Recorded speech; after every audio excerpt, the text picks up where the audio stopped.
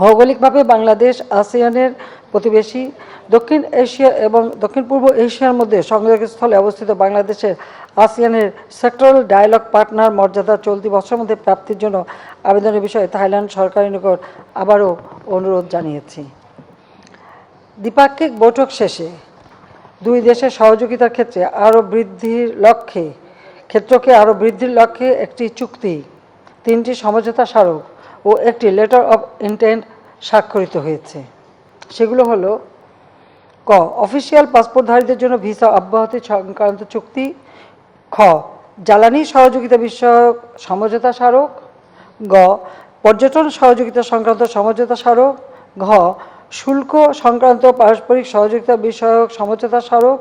এবং মুক্ত বাণিজ্য চুক্তির আলোচনা শুরু করার জন্য একটি লেটার অফ ইন্টেন্ট। চুক্তি ও সমঝোতা সমূহ স্বাক্ষর শেষে আমি ও থাইল্যান্ডের প্রধানমন্ত্রী শ্রেথা থাবিসিন সংবাদ সম্মেলনে বক্তব্য রাখি। সংবাদ সম্মেলন শেষে আমার সৌজন্যে থাইল্যান্ডের প্রধানমন্ত্রী কর্তৃক আয়োজিত রাষ্ট্রীয় মধ্যাহ্নভোজে যোগদান করি। আমার ছোট বোন শেখ রেহানাও এতে অংশ নেয়। থাইল্যান্ডে আমার সরকারি সফরটি দ্বিপাক্ষিক সম্পর্কের ক্ষেত্রে একটি মাইল ফলক হয়ে থাকবে। এটি আমাদের দুই দেশের মধ্যে ফলপ্রসূ অংশীদারিত্বের একটি নতুন যুগের সূচনা করেছে। আসিয়ানের গুরুত্বপূর্ণ সদস্য রাষ্ট্র থাইল্যান্ডে বাংলাদেশের সরকার প্রধানের সরকারি সফর অত্যন্ত তাৎপর্যপূর্ণ ছিল।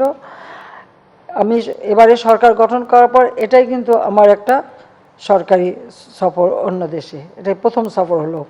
সফরে দ্বিপাক্ষিক ব্যবসা বাণিজ্য বৃদ্ধি সহ মুক্ত বাণিজ্য চুক্তির আলোচনা শুরুর বিষয়ে অগ্রগতি, আন্তঃযোগাযোগ বৃদ্ধি প্রভৃতি দ্বিপাক্ষিক অর্থনৈতিক সম্পর্ক সুদৃঢ়করণে বিশেষ গুরুত্ব পালন করবে।